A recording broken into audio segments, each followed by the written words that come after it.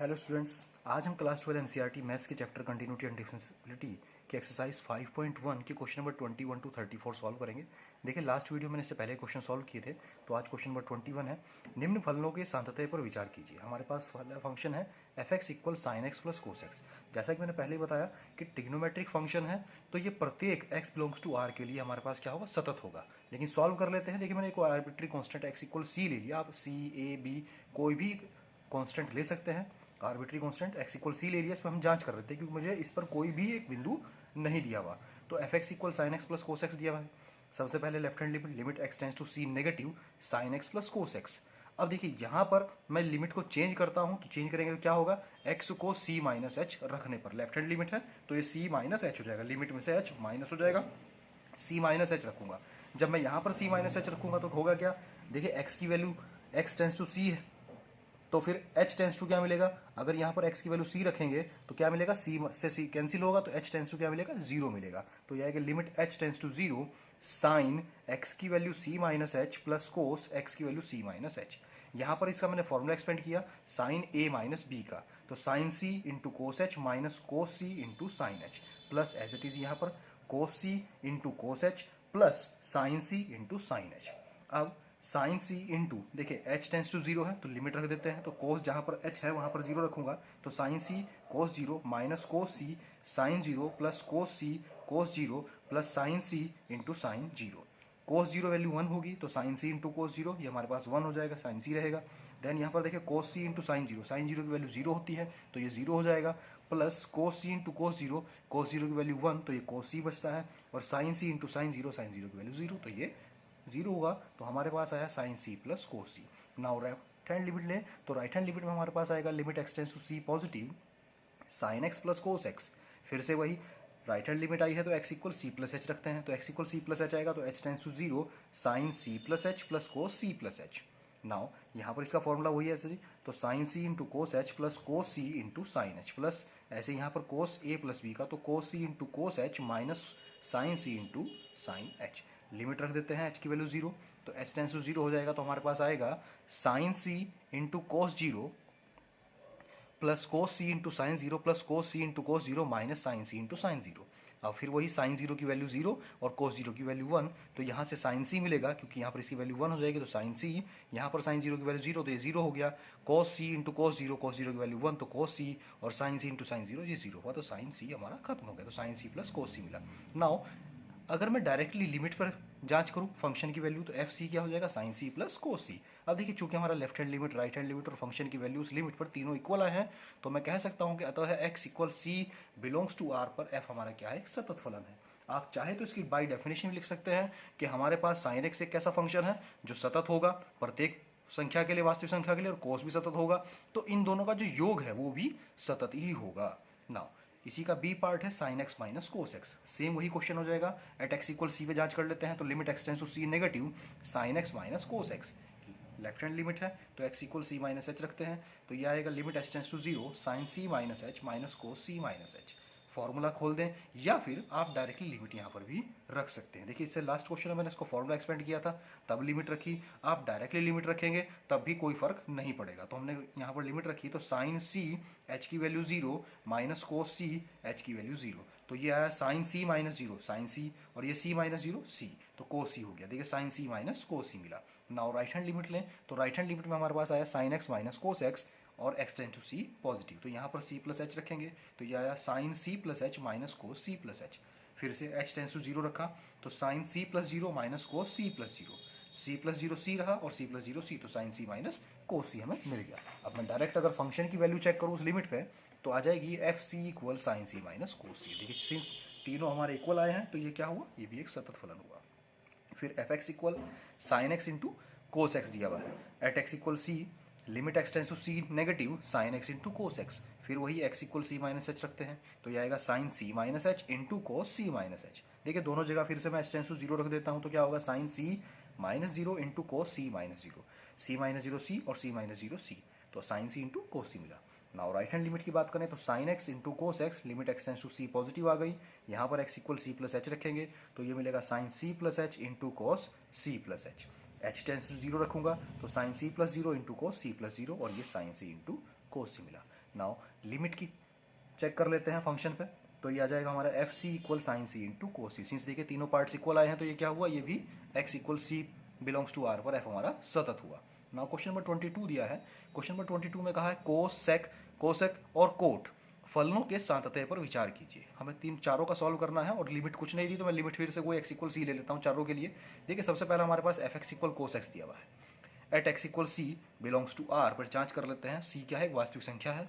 Limit x tends to c cos x, तो यहाँ पर लिमिट अगर मैं डायरेक्ट रखूँ तो कोस सी हमें क्या मिलेगा, एफ सी मिला। अब देखिए मुझे इसमें लेफ्ट हैंड लिमिट या राइट हैंड लिमिट जांच करने की कोई ज़रूरत नहीं है, क्योंकि आप कैसे भी चेक करें सिंगल फंक्शन दिया हुआ है तो हमारे पास हर बार यही वैल्यू आएगी। जब हमारे पास एक से ज़्यादा फंक्शन दिए हुए होते हैं तो हम तब लेफ्ट हैंड लिमिट और राइट हैंड लिमिट को सॉल्व करते हैं। अगर हमारे पास सिंपल एक ही फंक्शन है तो आप डायरेक्ट लिमिट रखें, हमारे पास आंसर आ गया। तो देखिए मैंने कहा कि एक्स टेंस टू सी रखूंगा तो यहाँ पर ये कोस सी हो जाएगा, और कोस सी क्या रहा, इसको मैं एफ सी भी लिख सकता हूँ, और ये क्या हुआ, ये हमारा सतत फलन आया। नाउ एफ एक्स इक्वल हमारे पास सेक एक्स दिया हुआ है। देखिए सेक एक्स को मैं क्या लिख सकता हूँ, 1 कोस एक्स लिख सकता हूँ। अब देखिए जैसे मैंने अभी बताया 1 तो कांस्टेंट है तो उसके सतत होना ना होने से हमें कोई फर्क नहीं पड़ेगा, लेकिन जो कोसेक्स है, कोसेक्स हमने अभी बताया कि सतत है, प्रत्येक वास्तविक संख्या के लिए सतत है। लेकिन यहाँ पर कोस हमारे पास डिवाइड में वैल्यू आई है, अपॉन में है, अंश और हर में है, तो हर में अगर वैल्यू है तो ये क्या होगा, अगर यहाँ पर कोस की वैल्यू 0 हो जाती है तो पूरा का पूरा फंक्शन मेरा क्या हो जाएगा, खत्म हो जाएगा, क्योंकि 1/0 अनंत अनडिफाइन हो जाएगा। तो ये कोस एक्स प्रत्येक एक्स बिलोंग्स टू आर के लिए सतत होता है, अतः सेक एक्स भी सतत होगा, किंतु cos x not equal to 0 होना चाहिए। कोस एक्स अगर 0 हुआ तो ये सतत नहीं होगा। तो देखिए यदि कोस एक्स इक्वल 0 होता है, अब हम वैल्यूज़ निकालते हैं कौन कौन सी वैल्यूज़ के लिए कोस 0 होगा, मतलब एक्स के कौन कौन से ऐसे मान हैं जो यहाँ पर आ जाएं तो ये 0 हो जाएगा। देखिए कोस 0 हमारे पास क्या होता है, 1 होता है, लेकिन कोस 90 क्या होता है, वो 0 होगा। तो हमें ऐसी वैल्यूज़ को छोड़ना है जिन पर ये 0 आ जाए। तो यदि कोस एक्स इक्वल 0 है तो which is implies that sec x equal क्या होगा, इनफाइनाइट होगा। तो यहाँ एक्स इक्वल हमने क्लास 11th में प्रिंसिपल वैल्यू जनरल सॉल्यूशन वगैरह पढ़े थे, तो वहाँ पर हमारे पास फॉर्मूला था, देखिए 2n+1 इंटू π/2। इनमें से अगर आप ये सारी वैल्यूज छोड़ देते हैं तो सेक एक्स प्रत्येक वास्तविक संख्या के लिए सतत होगा।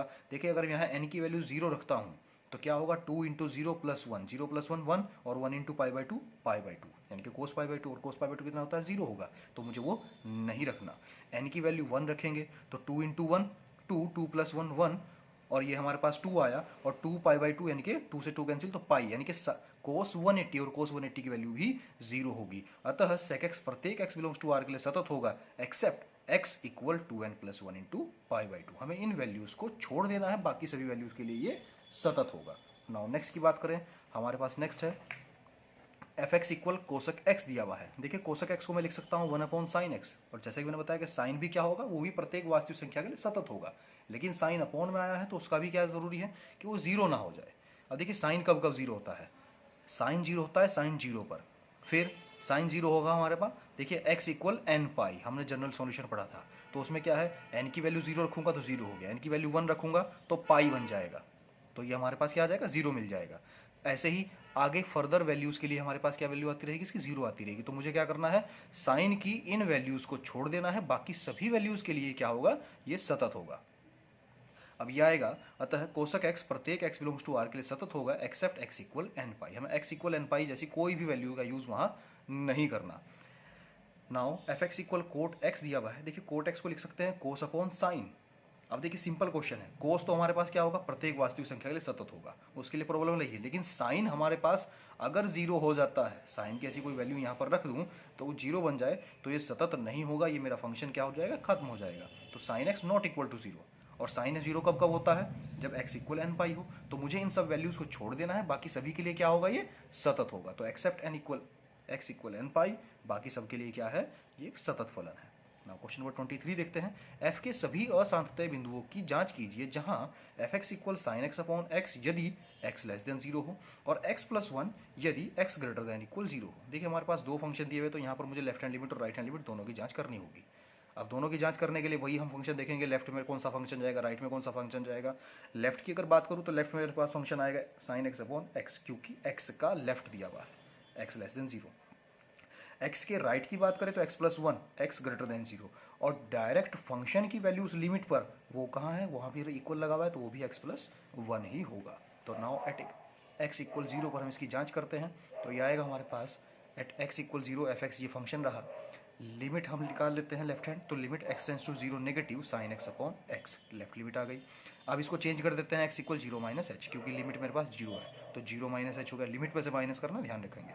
तो 0 माइनस एच हुआ तो ये आ जाएगा limit h tends to 0 sine x की value 0 minus h upon x की वैल्यू 0 माइनस एच। अब यहाँ से मेरे पास क्या मिलता है, देखिए लिमिट h टेंस टू 0 रहा, साइन 0 माइनस एच क्या होता है, माइनस साइन एच होगा, क्योंकि 0 माइनस एच हम कौन से क्वाड्रेंट में जाएंगे, अगर मैं क्वाड्रेंट की बात करूं तो हमारे पास 0 माइनस एच, 0 यहाँ है, 0 में से माइनस करूंगा तो मैं फोर्थ क्वाड्रेंट में आ जाऊंगा, और फोर्थ क्वाड्रेंट में साइन नेगेटिव वैल्यू देता है और लाइन नो चेंज की है तो ये माइनस का साइन एच हो गया, और अपॉन में माइनस एच है, यहाँ माइनस से माइनस हमारा कैंसिल आउट होता है। देखिए साइन एच अपॉन एच और limit h tends to 0, class 11th में सैंडविच थ्योरम थी ये। अगर हमारे पास limit x tends to 0 sine h upon h इस टाइप से दिया हुआ है तो उस पूरे की वैल्यू क्या होगी, वो 1 होगी। Now right hand limit, limit x tends to 0 positive x plus 1, यहाँ पर सिंपल फंक्शन है इसलिए मैं डायरेक्टली लिमिट रख सकता हूँ, चाहे आप 0 प्लस एच करके रखें या डायरेक्टली आप 0 प्लस 1 कर दें तो भी मेरा आंसर वही आएगा। तो x इक्वल 0 प्लस एच रखा है क्योंकि हमने ऊपर 0 माइनस एच वाले मेथड का यूज़ किया, इसलिए यहाँ पर भी हम उसी मेथड का यूज़ करेंगे। तो यह आ जाएगा 0 प्लस एच रखेंगे तो limit h tends to 0, x की वैल्यू 0 प्लस एच और ये प्लस 1। अब देखिए एच टेंस टू 0 अगर मैं यहाँ रखता हूँ तो 0 प्लस 1 1, देखिए left hand limit right hand limit equal आई है। अब फंक्शन की वैल्यू जांच करते हैं उस लिमिट पे f0 पर, हमारा फंक्शन आएगा x प्लस 1 का, क्योंकि इक्वल का साइन उसमें लगा हुआ है तो वो आया 0 प्लस 1 1। तो देखिए left hand limit right hand limit और फंक्शन की वैल्यू लिमिट पर तीनों इक्वल आए हैं तो x इक्वल 0 पर f सतत है, बाकी सब वैल्यू के लिए क्या रहा, ये असतत हो सकता है। नाउ क्वेश्चन नंबर 24, निर्धारित कीजिए कि फलन F x equal x square into sine 1 upon x यदि एक्स नॉट इक्वल टू 0 और 0 यदि एक्स इक्वल 0। देखिए एक वैल्यू उसने पहले से दी हुई है, द्वारा परिभाषित एक सतत फलन है, ये सतत फलन में जांच करना है या नहीं है। देखिए एक वैल्यू हमें दी हुई है, फंक्शन की वैल्यू उस लिमिट पर पहले से दी हुई है, यानी कि f0 हमें 0 दिया हुआ है तो मेरी जो लेफ्ट हैंड लिमिट और राइट हैंड लिमिट है वो भी 0 ही आनी चाहिए, तभी ये क्या होगा, ये सतत होगा, अदरवाइज ये सतत नहीं होगा। तो एट एक्स इक्वल 0 देख लेते हैं, फंक्शन हमारे पास ये रहे, limit x tends to 0 negative, left hand limit, देखिए लेफ्ट हैंड और राइट हैंड दोनों पर यही लिमिट आएगी, क्योंकि नॉट इक्वल टू 0 दिया हुआ है तो एक्स नॉट इक्वल टू 0 है तो एक्स या तो लेस देन 0 होगा या ग्रेटर देन 0 होगा, तो एक्स स्क्वायर साइन है 1 अपॉन एक्स। वही लिमिट को चेंज करते हैं, एक्स इक्वल 0 माइनस एच रखने पर यहाँ से हो जाएगा limit h tends to 0, x square की वैल्यू 0 माइनस एच का whole square into sine 1 upon 0 minus h, या ये माइनस का एच स्क्वायर रहेगा तो प्लस का एच स्क्वायर हो जाएगा क्योंकि होल स्क्वायर है, इंटू साइन ये माइनस 1 अपॉन एच, मैं इसको माइनस 1 अपॉन एच लिख सकता हूँ। अब देखिए यहाँ से अगर मैं h की वैल्यू 0 रखता हूँ तो h की वैल्यू 0 होगी तो क्या हो जाएगा, देखिए इसको हम थोड़ा सा चेंज ऐसे भी कर सकते हैं, इस एच स्क्वायर के एक h को मैं इसके अपॉन में अगर लेके जाता हूँ कुछ इस टाइप से हमारे पास वैल्यू बनेगी, h लिमिट हो जाएगी h टेंस टू 0 और ये sine minus 1 upon h upon मैं माइनस एच यहाँ पर 1 अपॉन एच रख देता हूँ और एक नेगेटिव मैं यहाँ पर रख दूँ, हमने ऊपर नीचे नेगेटिव से मल्टीप्लाई की और जो एक एच था उसको इसके अपॉन में ले गए तो ये इस टाइप से हो जाएगा। अब देखिए इस पूरे की वैल्यू क्या बनती है, इस पूरे की वैल्यू 1 हो जाएगी, अब इसकी वैल्यू 1 है ओवर 1 इंटू 0 तो ये हमारे पास क्या आएगा, ये 0 आया, तो हमारे पास इस लिमिट एच टेंस टू 0 की वैल्यू हमारे पास क्या मिली, 0 आ गई। नाउ राइट हैंड लिमिट की बात करें तो राइट हैंड लिमिट फिर से वही x square sine 1 upon x, x equal 0 plus h रखेंगे, ये आएगा 0 प्लस एच का whole square into sine 1 upon 0 plus h, फिर से ये h square sine 1 upon h. अब देखिए एक एच यहाँ से फिर इसके अपॉन में आएगा तो ये वैल्यू क्या बन जाएगी, 1 बन जाएगी, ये 1 बन जाएगी तो यहाँ पर एच बचता है उसकी लिमिट रखूंगा 0 तो ये हमारे पास क्या मिला 0, और f0 मुझे ऑलरेडी 0 गिवन है। देखिए सिंस हमारे पास तीनों लिमिट क्या आई है इक्वल तो ये क्या होगा, एक सतत फलन होगा x इक्वल 0 पर। क्वेश्चन नंबर 26 से 29 में k के मानों को ज्ञात करना है ताकि प्रदत्त फलन निर्दिष्ट बिंदु पर सतत दिया गया हो, ये सतत पहले से दिए हुए हैं तब मुझे k का मान ज्ञात करना है। क्वेश्चन नंबर 26 है, एफ एक्स इक्वल के cos x upon pi minus 2x यदि x not equal pi by 2 और 3 यदि x इक्वल पाई बाई 2। देखिए एक वैल्यू उसने पहले ही दे दी है, कौन सी, कि यदि जो f पाई बाई 2 है फंक्शन की वैल्यू उस लिमिट पर 3 दी हुई है मुझे ऑलरेडी, तब मुझे लेफ्ट हैंड लिमिट और राइट हैंड लिमिट दोनों में से कोई एक लिमिट अगर मैं निकाल लूँ और उसको इसके इक्वल रखूंगा तो मैं k की वैल्यू निकाल सकता हूँ, क्योंकि उसने मैं क्या कहा कि f सतत है। अब अगर f सतत है तो left hand limit right hand limit और फंक्शन की वैल्यू उस लिमिट पर तीनों इक्वल होंगे, तो मैं किन्हीं भी दो को अगर ज्ञात कर लूँ तो उनको इक्वल रख के मैं k की वैल्यू निकाल सकता हूँ। देखिए f पाई बाई 2 मुझे पहले से गिवन है 3 है, f पाई बाई 2 हमारे पास 3 गिवन है, तो मुझे अगर मैं इसमें से लेफ्ट हैंड लिमिट या राइट हैंड लिमिट कोई एक भी निकाल लेता हूँ, उसको इसके इक्वल रखूँगा, तो यहाँ से के की वैल्यू मिल जाएगी। तो हम लेफ्ट हैंड लिमिट निकाल लेते हैं।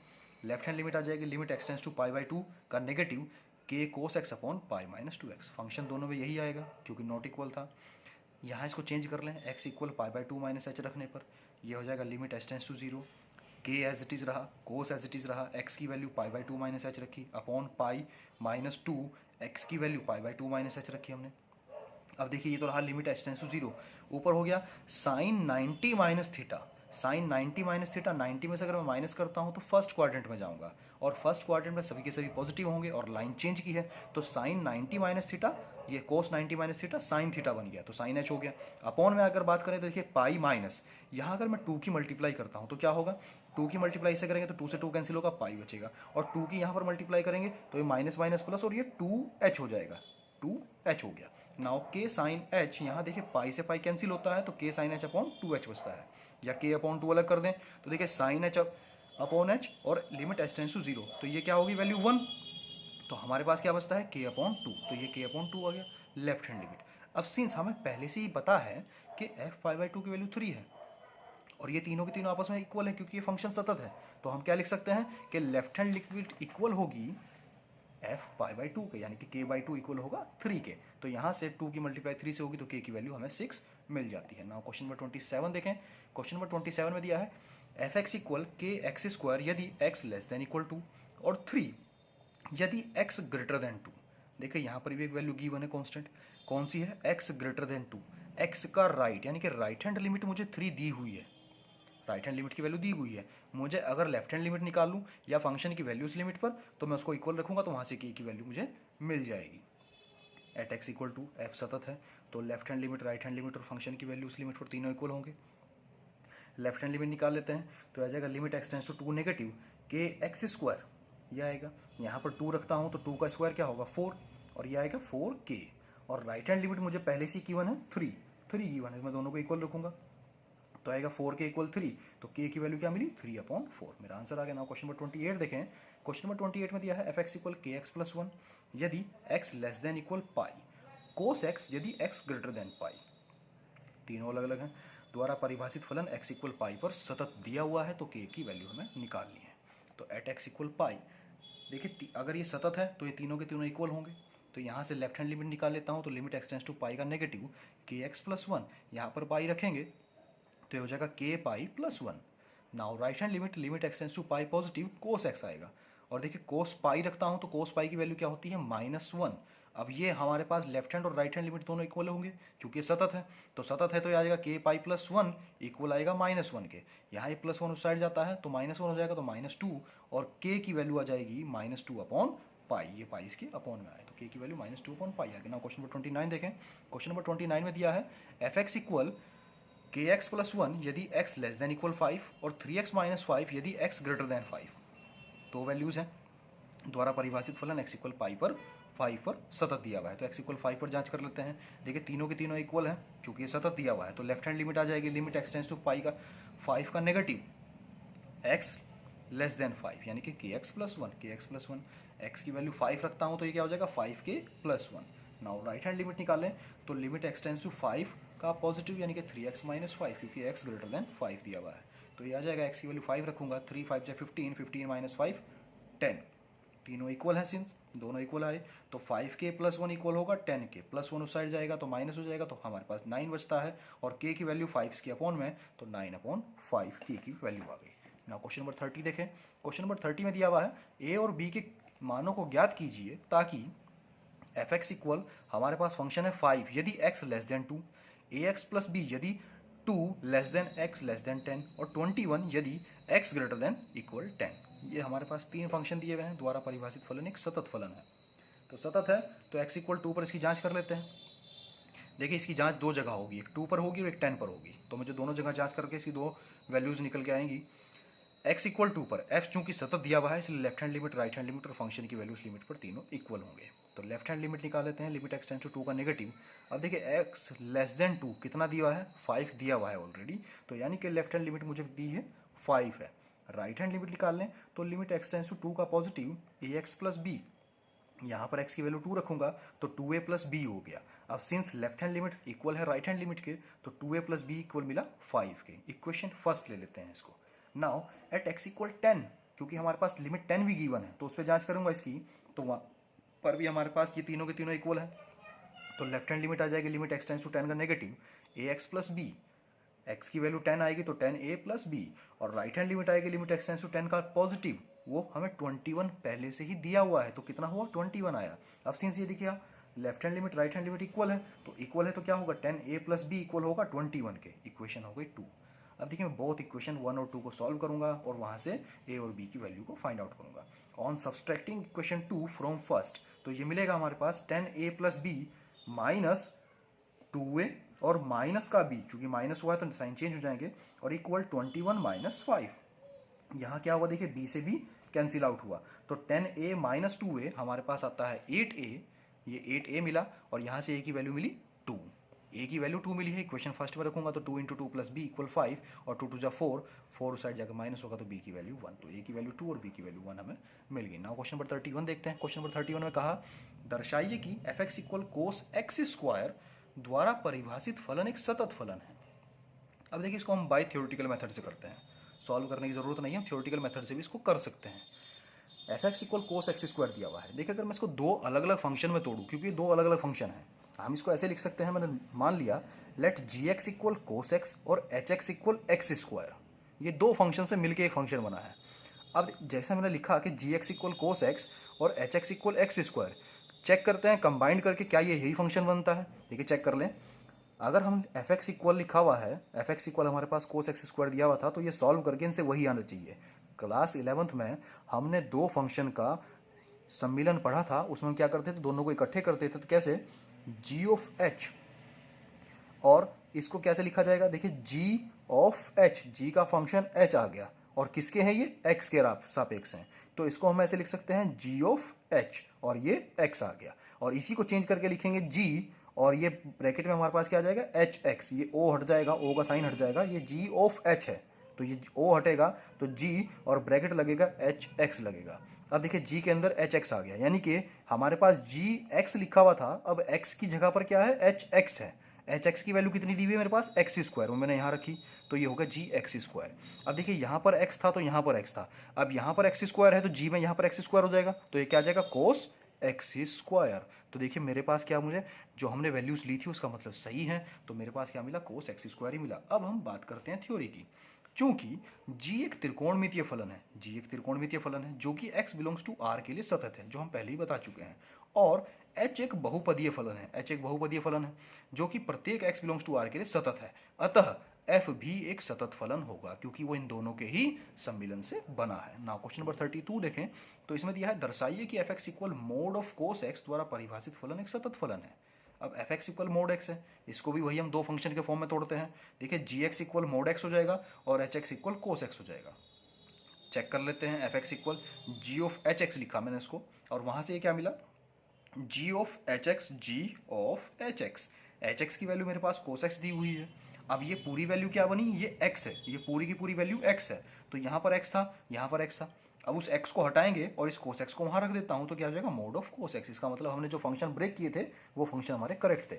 अब थ्योरी की बात करते हैं, तो थ्योरी क्या होगी, देखिए सिंस g एक मापांकीय फलन है, जी हमारे पास क्या था, मोड x है, और मोड x यानी कि मापांकीय फलन जो कि एक सतत फलन होता है। मापांकीय फलन ने शुरुआत में बताया था कि वो हमेशा सतत होगा, और h एक त्रिकोणमितीय फलन है जो कि प्रत्येक वास्तविक संख्या के लिए सतत होगा, अतः f भी एक सतत फलन है। नाउ क्वेश्चन नंबर 33, जांचिए कि क्या साइन मोड ऑफ x एक सतत फलन है। साइन मोड ऑफ x, तो f x equal sine mod x हो गया, यहाँ से g x equal sine x हो गया, और एच एक्स इक्वल हमने इस बार मोड x ले लिया। इस बार अपोजिट हो गया क्योंकि इस बार पहली बार वहां पर मोड था, इस बार x पर मोड है। फिर से वही जांच कर लेते हैं, f x equal g of h x या जी ऑफ एच एक्स ऐसे लिखें। एच एक्स की वैल्यू हमारे पास मोड एक्स है, अब ये पूरी वैल्यू क्या रही, एक्स की हुई, तो इसको एक्स की जगह उठा के यहाँ रख दूँ क्योंकि जी एक्स की वैल्यू है, तो यहाँ पर साइन और एक्स ये हटेगा, मोड एक्स आ जाएगा, तो साइन मोड एक्स, और वही हमें दिया हुआ था। अब थ्योरी की बात करें, चूंकि जी और एच दोनों ही सतत फलन है, अतः एफ भी एक सतत फलन होगा। नाउ क्वेश्चन नंबर 34 देखें, F x equal mod x minus mod x plus 1 द्वारा परिभाषित फलन एफ के सभी असांतत्य के बिंदुओं की जांच कीजिए। अब देखिए एफ एक्स इक्वल हमारे पास mod x minus mod x plus one दिया हुआ है। अब इसको थोड़ा सा बेटे समझते हैं। अगर हम मैं मोड एक्स की बात करता हूँ, मोड एक्स का जो मेरा सेंटर पॉइंट मिलेगा वो मुझे कहाँ से मिलेगा, यानी कि अगर मैं कहूँ कि इसकी नेगेटिव वैल्यू और पॉजिटिव वैल्यू मुझे कहाँ से मिलेगी, तो वो कहाँ से मिलेगी अगर मैं एक्स इक्वल जीरो रखूँ। देखिए जीरो के लेफ्ट में ये मुझे नेगेटिव वैल्यू देता है और जीरो के राइट में मुझे पॉजिटिव वैल्यू देता है। ठीक, इसका सेंटर हो गया। ऐसे ही अगर हम x प्लस वन की बात करें और x प्लस वन को मैं जीरो के इक्वल रखता हूँ, x प्लस वन को जीरो के इक्वल रखें तो यहाँ से क्या आएगा x इक्वल माइनस वन, यानी कि x प्लस वन का जो सेंटर पॉइंट है वो माइनस वन है। माइनस वन के लेफ्ट में ये नेगेटिव वैल्यू देता है और राइट में ये पॉजिटिव वैल्यू देता है। आप चेक कर लें, माइनस वन का अगर हम लेफ्ट वैल्यू रखते हैं, माइनस वन की लेफ्ट साइड की वैल्यू, माइनस वन के लेफ्ट साइड में क्या होगा, माइनस टू होगा। अगर मैं यहाँ पर x की वैल्यू माइनस टू रखता हूँ तो minus two plus one minus one रहा। इससे सॉल्व होकर बाहर वो पॉजिटिव आएगी, लेकिन अगर मैं इनसाइड की बात करूँ तो इसमें अंदर वो नेगेटिव वैल्यू बन जाती है। और अगर इसके राइट हैंड साइड में चलें, माइनस वन का राइट हैंड साइड क्या होगा, जीरो होगा, प्लस वन होगा। आप जीरो रखें तो जीरो प्लस वन प्लस का वन मिलता है। ऐसे ही यहाँ पर है कि जीरो का लेफ्ट रखता हूँ, जीरो का लेफ्ट यानी कि माइनस वन रखूंगा इसमें तो मेरे पास माइनस वन रहा, प्लस वन रखूंगा तो प्लस वन रहा। तो एक मेरे पास एक टेबल बनती है, यहाँ पर एक सारणी की बन जाएगी, नंबर लाइन। देखिए माइनस वन और जीरो मेरे पास दो सेंटर पॉइंट मिलते हैं इसके, इसका माइनस वन मिला और इसका जीरो मिला। तो यहाँ से जब x less than minus one होगा, x less than minus one होगा तो कंडीशन क्या क्या बन सकती हैं। सबसे पहले मुझे इससे फंक्शन बनाने हैं। अभी हमारे पास सिंपल एक फंक्शन नॉर्मल गिवन है, उससे हमें जिस पे जांच करनी है लिमिट की वो बनाना है। तो देखिए जब x less than minus one होगा, लेस देन माइनस वन, और एक होगा ग्रेटर देन माइनस वन, है ना, और फिर हम एक जीरो के साथ होगा और एक जीरो से बड़ा होगा, जीरो के लेफ्ट और जीरो का राइट, हमें इन जगह जांच करनी है। तो ये आएगा जब x less than minus one हो तब एफ एक्स इक्वल। अब देखिए अगर x less than minus one है तो क्या हुआ, ये हमें कैसी वैल्यू देगा, ये नेगेटिव वैल्यू देगा, तो यानी कि माइनस का x लिख सकता हूँ। फिर ये माइनस है, अब x के लेफ्ट में तो ये भी नेगेटिव वैल्यू देता है। अगर आप यहाँ पर माइनस वन रखते हैं तो ये क्या मिलेगा, माइनस वन, सॉरी इसका लेफ्ट रखता हूँ तो इससे लेस देन रखूंगा मैं, माइनस टू रखूंगा तो ये भी मुझे नेगेटिव वैल्यू देगा। तो माइनस का x प्लस वन हो गया, एक माइनस पहले से ही है, तो माइनस एक्स माइनस माइनस क्या हो जाएगा प्लस, और ये x और ये plus one as it is रहा। यहाँ x से x कैंसिल हुआ तो हमारे पास क्या मिला, प्लस वन। यानी कि x less than minus one पर ये फंक्शन क्या वैल्यू दे रहा है, प्लस वन देता है। फिर अब अगर हम बात करें कि x इसके माइनस वन के राइट में और जीरो के लेफ्ट में, यानी कि जब हमारे पास वैल्यू कुछ इस टाइप से हो, x की वैल्यू ऐसी हो कि minus one less than equal x less than equal zero, x की वैल्यू माइनस वन से बड़ी हो या इक्वल हो और जीरो से छोटी हो, उस बीच में आ जाएगी हमारे पास माइनस वन और जीरो के बीच में वैल्यू मिल जाए, माइनस वन से लेकर के जीरो के बीच में, तो ये आ जाएगा। देखिए एफ एक्स इक्वल क्या मिलेगा, माइनस वन और जीरो के बीच में अगर मैं कोई भी वैल्यू रख के जांच करता हूँ इस फंक्शन की तो मुझे क्या परिणाम मिलते हैं। देखिए माइनस वन और जीरो के बीच में आप कोई भी वैल्यू रखो तो ये तो नेगेटिव देगा, क्योंकि जीरो इसका लेफ्ट है, जीरो के लेफ्ट में ये नेगेटिव वैल्यू ही देगा। मैं यहाँ पर माइनस का वन अपॉइंट टू रखता हूँ तो ये नेगेटिव वैल्यू ही देता है, तो माइनस एक्स हो गया। लेकिन इसके लेफ्ट में माइनस वन के राइट की अगर मैं बात करूँ, माइनस वन का राइट आ गया ना यहाँ पर, तो माइनस वन के राइट में तो क्या देता है, पॉजिटिव वैल्यू देगा, तो ये पॉजिटिव वैल्यू देगा, तो ये पॉजिटिव एक्स प्लस वन रहा। ये नेगेटिव मेरे पास पहले से ही गिवन है, माइनस का था वो एज इट इज़ वही रहा। तो ये क्या हुआ, माइनस का एक्स माइनस के अंदर मल्टीप्लाई करेंगे तो माइनस एक्स और minus plus minus one, minus x minus का टू एक्स वन। तो ये मुझे क्या मिला कि जब मेरे पास फंक्शन ये लिमिट ये रही होगी तो फंक्शन ये रहा होगा। नाउ जब x greater than equal zero रहा हो, x greater than equal zero रहा हो तो ग्रेटर देन इक्वल जीरो पे क्या होगा, एफ एक्स इक्वल। देखिए यानी कि x ग्रेटर देन जीरो है, जीरो से बड़ा है, यानी कि प्लस वन रखूँ तो प्लस वन पर ये कैसी वैल्यू आई, पॉजिटिव आई, तो प्लस का x हो गया। और यहाँ पर ये भी मुझे पॉजिटिव वैल्यू देगा, क्योंकि अगर मैं यहाँ पर प्लस वन रखता हूँ तो वन प्लस टू, तो ये भी क्या रहा, पॉजिटिव रहा। तो ये ब्रैकेट खोल दें तो minus x minus one, x से एक्स कैंसिल हुआ, माइनस का वन बचता है। अब हमारे पास देखिए माइनस वन का लेफ्ट भी हो गया, माइनस वन का राइट भी हो गया, जीरो का लेफ्ट भी हो गया और जीरो का राइट भी हो गया, सब हो गए। तो मैं इनको फंक्शन में बनाऊं अगर तो एफ एक्स इक्वल क्या होगा, सबसे पहले मुझे वन मिला, कब, यदि x less then minus one हो। फिर हमें minus two x minus one मिला यदि फंक्शन हमारा minus one less than equal x less than zero रहा हो। फिर माइनस वन मिला यदि x greater than equal zero रहा हो। तो ये तीन वैल्यू, तीन फंक्शन मिलते हैं। अब इन तीनों की जांच करते हैं कि सतत है या नहीं है। सबसे पहले मैं माइनस वन पे जांच करूंगा, फिर जीरो पे जांच करूंगा। तो at x equal minus one, left hand limit ले लें, लिमिट एक्स टेंस टू -1 का नेगेटिव, हमें पहले से गिवन है क्या, 1 दिया हुआ है तो 1 रहा। फिर right hand limit, limit x tends to -1 का नेगेटिव, पॉजिटिव आ जाएगा ये, तो ये पॉजिटिव में कौन सा फंक्शन है हमारे पास, ये फंक्शन रहा माइनस का 2x माइनस का 1, यहाँ पर -1 रखता हूँ तो -2 इंटू -1 प्लस का 2 और +2 -1 +1 हो गया। नाउ f -1 डायरेक्टली जांच करें तो डायरेक्टली जांच मेरी इक्वल का साइन लगा हुआ है तो इसी फंक्शन में होगी, तो -2 -1 -1 तो -2 -1 प्लस का 2 और +2 -1 प्लस का 1, देखिए +1 +1 +1 तीनों इक्वल हैं तो x इक्वल -1 पर f क्या हुआ, सतत फंक्शन हुआ। नाउ x इक्वल 0 पर जांच करें इसकी, तो x इक्वल 0 पर आएगा limit x tends to 0 negative, x का जो 0 का जो लेफ्ट है x लेस देन 0 तो माइनस का 2x -1, तो ये आ गया हमारे पास -2x -1। अब देखिए x की वैल्यू 0 रखूँ तो -2 इंटू 0 0 हो गया, तो हमारे पास क्या बचता है -1। Now right hand limit, limit x tends to 0 का नेगेटिव, x ग्रेटर देन 0, तो जो राइट हैंड लिमिट पहले से ही -1 गिवन है तो ये क्या रहा -1, और फंक्शन की वैल्यू उस लिमिट पर 0 पर इक्वल दिया हुआ, पहले से ही 1 दिया -1 दिया हुआ है तो तीनों क्या इक्वल आए, तो ये x इक्वल 0 पर हमारा क्या हुआ, f सतत हुआ। आई होप ये वीडियो आप लोगों को पसंद आई होगी। अगर वीडियो अच्छी लगी हो तो प्लीज़ इसे लाइक करें, शेयर करें और चैनल को सब्सक्राइब करना ना भूलें। Thank you for watching.